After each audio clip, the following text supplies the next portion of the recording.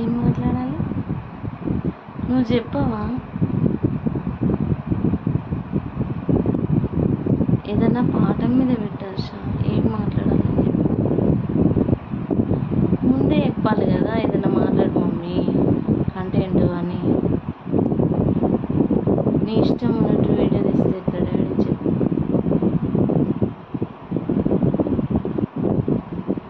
మళ్ళీ ఎన్ని minutes video? చాలా పెద్ద ఉన్నట్టుంది. నేను ఈరోజు ఫుల్ వీడియో చేద్దాం అనుకున్నా, నాకున్న బాధలు, నాకున్న కష్టాలు.